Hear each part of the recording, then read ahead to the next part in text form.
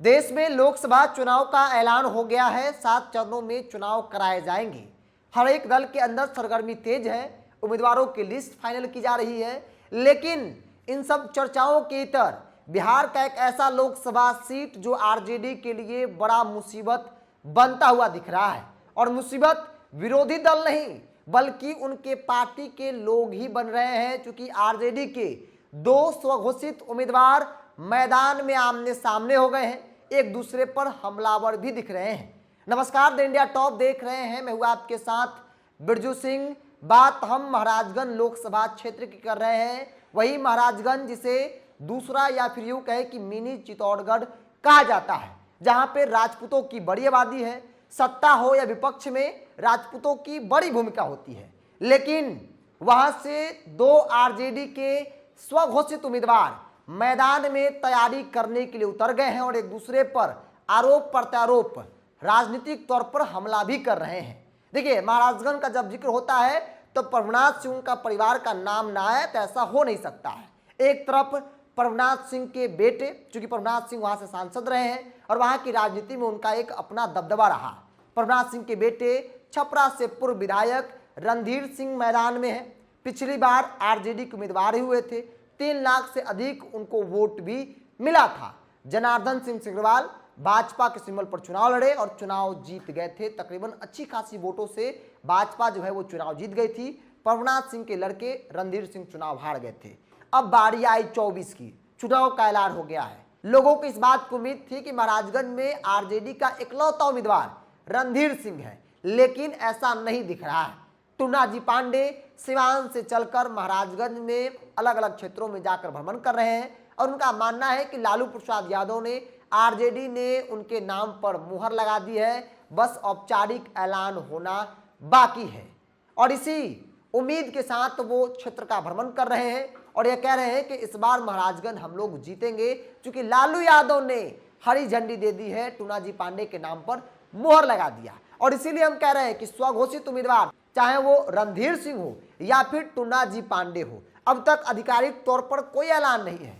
तमाम नेता तैयारियों में लगे हैं। हालांकि चुनाव के वक्त कोई महाराजगंज पहला सीट नहीं है जहां पे कई उम्मीदवार एक पार्टी से हैं। कई ऐसी सीटें, लगभग ऐसी सीटें हैं जहां पर एक पार्टी से कई उम्मीदवार होते हैं, लेकिन जो तकरार दिख रही है शायद ही कोई सीट पर देखने को मिलता है। देखिए, सबसे पहले इस पोस्ट को देखिए। एक पोस्ट टूनाजी पांडे जो क्षेत्रों में जा रहे हैं, उन्होंने पहले कई पोस्ट किए और उन्होंने लिखा कि इस बार महाराजगंज हम लोग जीतेंगे और हमें प्रत्याशी बनाया गया है। आधिकारिक तौर पर ऐलान होगा, मुहर भी लग गई है। हमारे सहयोगी जब शशांक पांडे से टूनाजी पांडे ने बात की तो उन्होंने स्पष्ट तौर पे कहा कि आरजेडी, लालू यादव ने हरी झंडी दे दी है और तब जाकर हम मैदान में उतरे हैं और इसीलिए सिवान से चलकर महाराजगंज आए हैं आरजेडी को जिताने के लिए। देखिए, और उसके बाद जो रणधीर सिंह है वो भी मैदान में है। कई पोस्ट सोशल मीडिया पर हाल फिलहाल का पोस्ट 14 घंटा पहले उन्होंने लिखा है कि महाराजगंज लोकसभा के माझी विधानसभा अंतर्गत कोपा नगर पंचायत के बलडीहा, बनकटा, भटवलिया, हरदे छपरा, कोपा उत्तर तथा दक्षिण टोला आदि जनसंपर्क किया। जनसंपर्क के दौरान मुझे ढेर सारा प्यार और आशीर्वाद प्राप्त हुआ। आप सभी ऐसे ही अपना प्यार आशीर्वाद बनाए रखे। Hashtag Randhir Singh, hashtag RJD Bihar और हैशटैग महाराजगंज।